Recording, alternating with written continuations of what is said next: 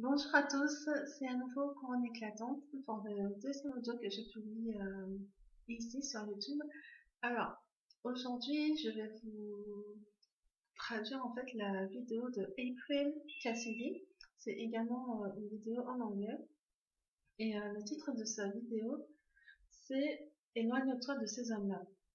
Donc, le titre de cette vidéo est basé sur le verset dans 2 Timothée, chapitre 3, versets 1 à 9.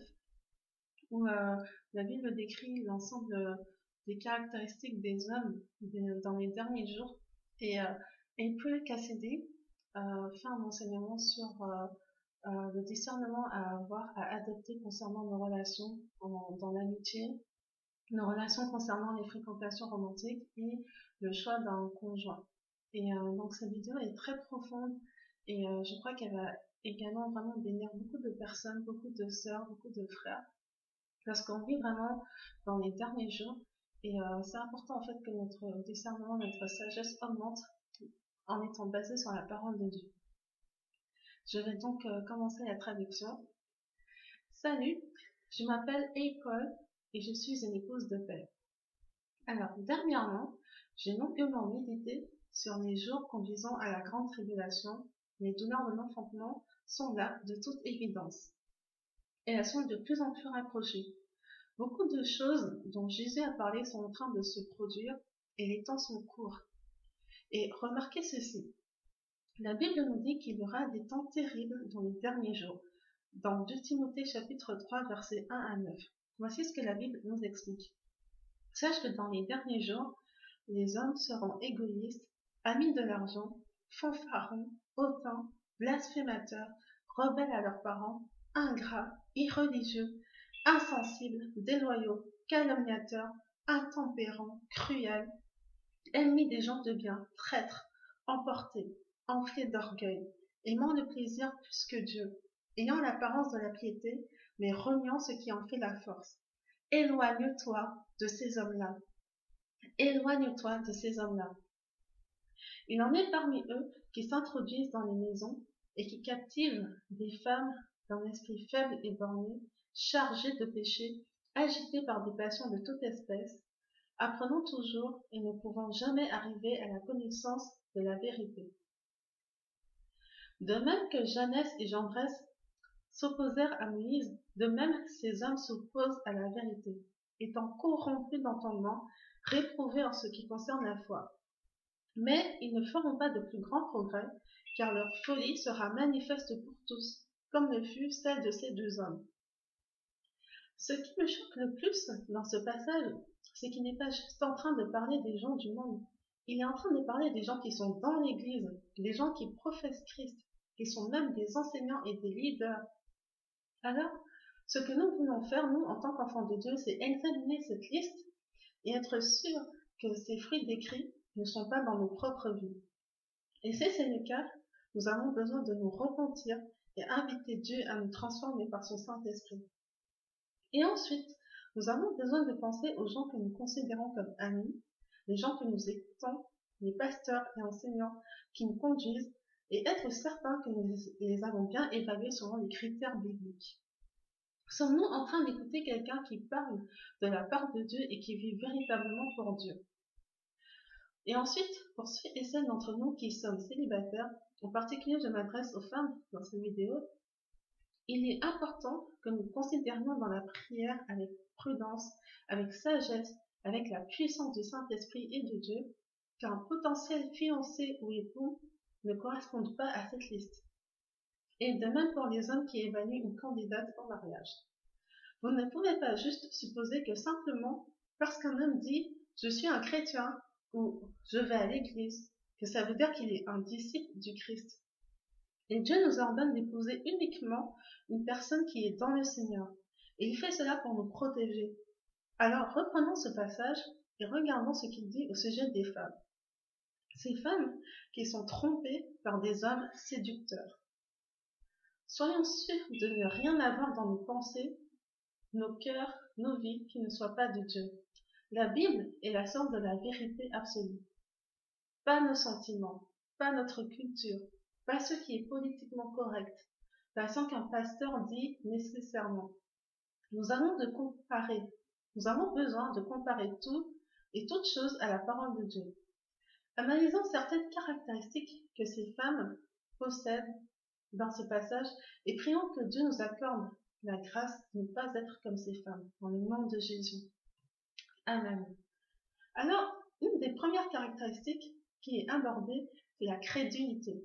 En fait, un des problèmes que le Seigneur identifie pour les femmes des derniers jours est qu'elles acceptent des hommes dans leur vie en dépit de drapeaux rouges, de signaux d'alerte qui sont évidents. Cette liste décrite dans la Bible, dans 2 Timothée chapitre 3, versets 1 à 9, c'est une liste des drapeaux rouges que tout chrétien devrait regarder avant d'épouser quelqu'un.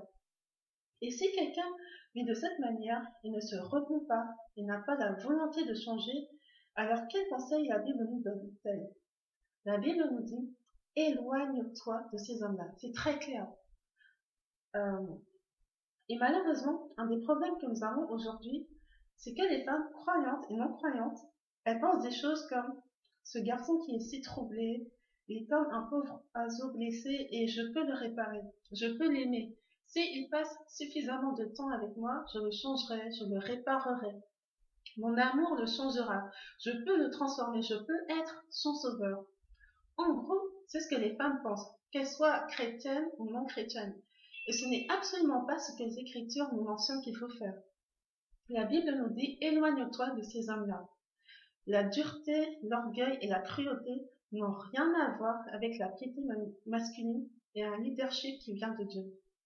Nous devons éviter de telles personnes et nous ne devons même pas être amis avec de telles personnes. Nous ne pouvons pas les changer, nous ne pouvons pas les réparer. Et si nous pensons que nous pouvons, nous nous trompons nous-mêmes. Et malheureusement, il y a un très grand prix à payer, un prix élevé à payer pour cette erreur, pour ce péché, pour cette désobéissance à Dieu. Certainement, c'est vrai, nous devons prier pour ceux qui sont éloignés de Dieu, pour ceux qui ne connaissent pas encore Dieu.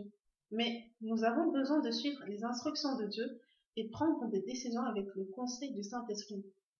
Nous ne sortons pas en rendez-vous galant dans le but d'être missionnaire pour quelqu'un et essayer de l'amener à Jésus. Ça ne fonctionne pas. Nous épousons seulement et nous fréquentons de façon romantique uniquement des chrétiens qui veulent de leur propre chef suivre Jésus de tout leur cœur plus que toute autre chose. Et il est sage aussi d'avoir quelques chrétiens autour de nous qui peuvent nous aider à examiner le caractère d'un homme avant qu'on soit trop investi émotionnellement. Et il est bon aussi d'avoir des personnes qui peuvent nous aider à évaluer notre propre caractère également. Au final, la décision de savoir si on peut épouser un homme ou sortir avec lui, ça nous appartient.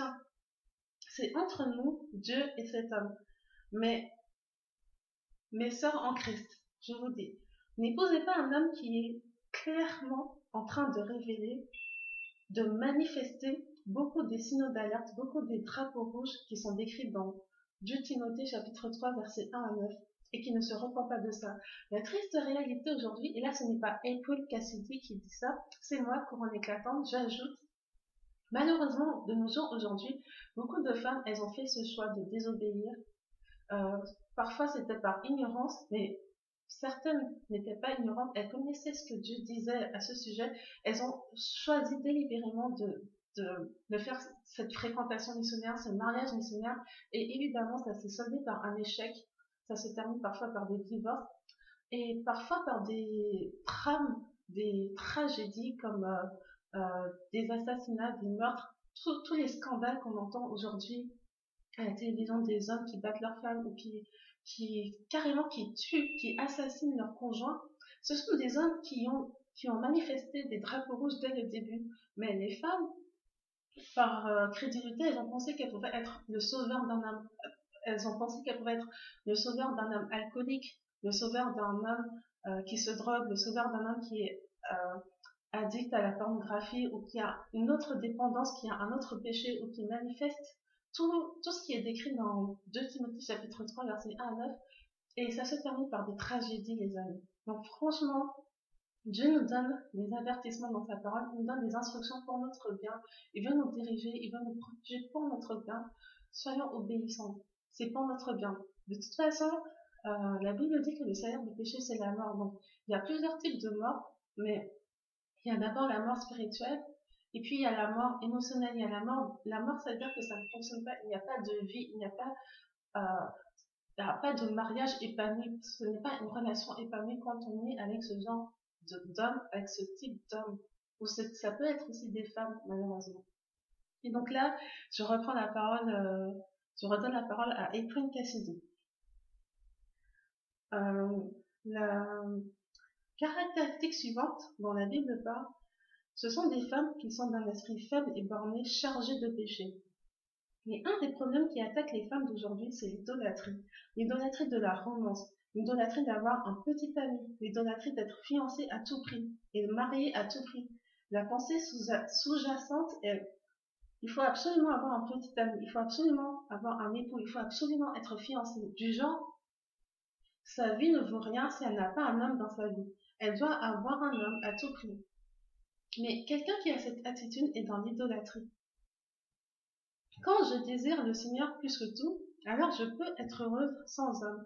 Mais une personne désespérée pour avoir un homme peut prendre n'importe qui juste pour avoir un homme. Elle va choisir la mauvaise personne. Et ça, c'est tellement triste. Un autre problème, c'est le désespoir d'avoir un homme au-dessus,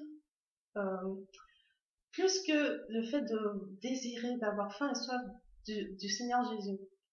La fascination pour des hommes qui sont mondains, qui sont cool et excitants, au lieu d'avoir la fascination pour des hommes qui sont saints, spirituels et qui ont le fruit de Dieu. Le fait aussi de prendre la responsabilité des autres pour soi-même, devenant ainsi une figure maternelle, essayant d'être responsable pour cet homme financièrement, spirituellement, émotionnellement, etc., etc., comme s'il était un petit enfant, ça ne marchera jamais. Nous avons besoin de trouver un homme qui assume ses responsabilités pour lui-même, et pas un homme qui veut juste s'asseoir et ne rien faire et laisser les autres faire absolument tout. C'est peut-être ce à quoi il est habitué, mais ce n'est absolument pas la façon de Dieu de faire les choses. Qu'une personne s'asseye sans rien faire et l'autre personne porte toute la charge. Nous avons tous des responsabilités. Donc, en tant que femme servante de Dieu, nous voulons choisir un homme qui veut assumer ses responsabilités pour lui-même.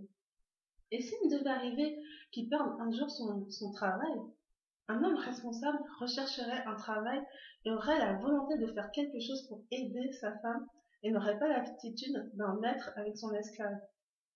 Un autre problème que les femmes ont aujourd'hui, c'est le fait de vouloir trouver la sécurité et le contentement dans un homme, dans une relation, dans le mariage, et non de trouver toutes ces choses en Jésus seul. La convoitise également, l'immoralité sexuelle, la dépendance à la pornographie. Ces choses, en fait, sont en train de contaminer beaucoup de femmes. Avant, c'était un problème exclusivement masculin, et malheureusement, avec la société dans laquelle on vit aujourd'hui, avec tout ce qu'on voit à la télé, tout ce qui est propagé par les médias, ce sont des problèmes qui attaquent maintenant les jeunes filles et les femmes. Et c'est vraiment très triste. Et quand vous avez un péché quelconque que vous chérissez dans votre vie, vous ne pouvez pas entendre la voix de Dieu et vous n'avez pas la puissance de son esprit qui vous dirige. Et cela vous amène à faire de mauvais choix. Autre chose, l'idolâtrie du bonheur. Il faut absolument être heureux. Il faut être heureux maintenant et tout faire pour obtenir ce bonheur immédiat au lieu de: Seigneur, quelle est ta volonté? Je veux ta volonté et non pas la mienne. Le perfectionnisme également, le fait de vouloir plaire aux gens, de désirer l'approbation des gens plus que l'approbation de Dieu. Un autre problème également, le manque de foi en la parole de Dieu et au Seigneur Jésus, l'ignorance de la Bible et des vérités de Dieu. Sans avoir de vérité biblique solide, une personne bâtit sa vie sur du sable mouvant et fait des choix médiocres, de pauvre qualité. Et l'avarice, le matérialisme, la poursuite du plaisir, la poursuite de la richesse, l'orgueil, le sens de la justice propre, des gens qui disent qu'ils n'ont pas beaucoup de péchés, qui sont bien sans Jésus. Toutes ces choses, ce sont des péchés qui peuvent conduire à être vulnérables et faire de mauvais choix concernant les hommes.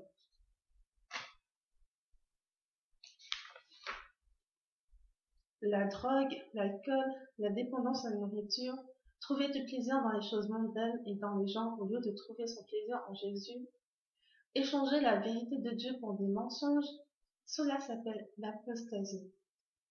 Et de façon délibérée, la vérité de Dieu est rejetée et les choses du monde sont acceptées. Des choses telles que l'évolution, l'évolution qui contredit la création, que Dieu a créé l'homme et la femme dans le jardin d'Éden. L'évolution dit que, en fait, c'est le singe qui a évolué en homme, et ça, c'est un mensonge, c'est anti-biblique. Le fait d'être politiquement correct, le féminisme radical, quand de façon délibérée et consciente, on rejette Dieu et sa parole et qu'on accepte quelque chose d'autre, c'est de l'apostasie. Et cela positionne à la vulnérabilité à des hommes qui n'ont vraiment pas Dieu dans leur vie. La caractéristique suivante, qui est abordée dans le passage de 2 Timothée chapitre 3 verset 1 à 9, ce sont des femmes apprenant toujours et ne parvenant pas à la connaissance de la vérité. Il y a tellement de femmes qui lisent régulièrement et de façon avide au sujet de mariage chrétien, de féminité chrétienne. Mais si une femme a de mauvais désirs dans son cœur, tout ce que nous avons mentionné précédemment, cette femme, elle est maintenue aveugle et elle reste bloquée. Le fruit de sa vie ne peut pas être divin quand elle a un péché qu'elle chérit dans sa vie. C'est facile d'essayer de venir à Jésus, d'essayer de faire en sorte qu'il nous donne tout ce qu'on veut vraiment. Un époux, un petit ami, une bague de fiançailles, une famille, au lieu de venir à Jésus pour simplement avoir Dieu. Et s'il nous donne notre cadeau, c'est formidable. Mais en premier lieu, nous venons à Jésus d'abord pour avoir Dieu, et non pas pour l'utiliser comme un moyen pour obtenir une fin. Et de toute façon, Dieu ne nous permettra pas de faire ça. Ensuite, la dernière caractéristique qui est abordée dans le passage dont nous allons parler, c'est la volonté de remettre le contrôle de sa vie entre les mains d'un homme dépravé. Il y a beaucoup d'hommes qui professent Jésus, qui vont même à l'église parfois. Ils disent qu'ils veulent un mariage chrétien, qu'ils veulent être un leader selon Dieu. Ils peuvent même citer la Bible et parler de masculinité selon Dieu. Ils peuvent parler de beaucoup de choses contenues dans les Écritures. Mais ils ne connaissent pas le Seigneur Jésus personnellement. Et ils n'ont pas été transformés par le Saint-Esprit de Dieu. Et la même chose est vraie pour beaucoup de femmes. Donc, si vous voyez un homme qui a un fruit non spirituel de manière constante dans sa vie, et s'il ne se repent pas et ne change pas, et que vous remettez votre vie entre ses mains, vous êtes en train de choisir une vie vraiment très misérable, et qui peut vous conduire à la mort physique, parce qu'il y a des hommes qui assassinent leurs femmes aujourd'hui, puisque un homme qui n'a pas la crainte de Dieu, comme il n'a pas la crainte de Dieu, et là c'est encore moi, couronne éclatante, qui ajoute, ce n'est pas après le KCD, c'est moi qui le dis, quand un homme n'a pas la crainte de Dieu, en fait, s'il a envie de tromper sa femme, mais il n'y a rien qui va le retenir, parce que de toute façon, euh, il vit pour lui-même, il ne vit pas pour plaire à Dieu, il ne vit pas pour aider sa femme. Donc, il va vivre de façon égoïste. S'il a envie de tromper sa femme, il va le faire. S'il a envie de tuer sa femme, ben, il va le faire aussi, parce qu'il n'a pas l'amour de Dieu, il n'a pas le Saint-Esprit de Dieu, il n'a pas la crainte de Dieu, et donc il devient insensé. Donc, le cas extrême, c'est le meurtre, mais il y a des cas moins extrêmes où il y a des hommes qui battent leur femme, des hommes qui trompent leur femme, des hommes qui insultent leur femme, qui méprisent leur femme, enfin, des femmes qui souffrent tellement, tellement dans des relations, en fait, qu'elles ont choisi, mais que Dieu n'a pas choisi pour elles. Donc, c'est possible d'éviter ça, mais c'est dès le départ où Dieu, c'est vrai il y a beaucoup de séduction, et surtout, Hollywood ne nous aide pas parce que Hollywood fait la propagande de ça. En fait, Hollywood incite les femmes à faire de mauvais choix dans le mariage parce que qu'est-ce que Hollywood nous montre? Hollywood nous montre des films où un homme rencontre une femme. Le premier jour, ils se rencontrent, ils ont des relations sexuelles. La femme, elle n'apprend même pas à connaître qui est cet homme, quel est son entourage, est-ce qu'il croit en Dieu, rien du tout. Ils se connaissent pas, ils ont un rapport sexuel direct le premier jour. Après, ils peuvent se marier, ils décident d'habiter ensemble au bout d'une semaine, ils peuvent se marier au bout de 6 mois ou d'un an. Et puis c'est après qu'elle découvre qui elle est la personne, qu'elle fait des recherches sur sa famille, et on découvre. Et c'est comme ça, c'est comme ça que les personnes sont construites aujourd'hui avec la propagande d'Hollywood dans les films, euh, dans les films à la télé, dans les histoires qui sont dans les livres. Enfin, tous les médias sont influencés par un esprit satanique qui pousse les gens à faire de mauvais choix. Maintenant, la bonne nouvelle, c'est qu'on a l'Esprit de Dieu.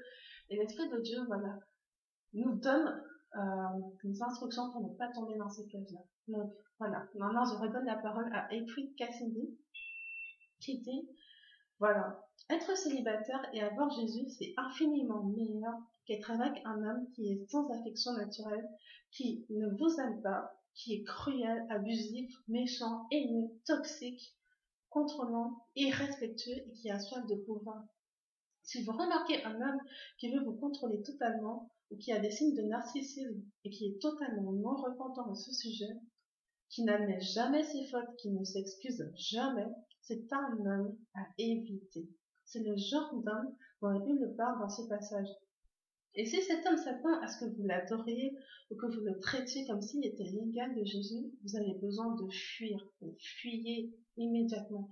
Et s'il déclare que le mari est censé avoir 100% d'autorité sur sa femme, que cette autorité est équivalente à l'autorité de Dieu, et que, au fait, tu feras mieux de faire ce que je dis, que ce soit dans la Bible ou pas, ou je te frapperai, ce n'est absolument pas une bonne situation.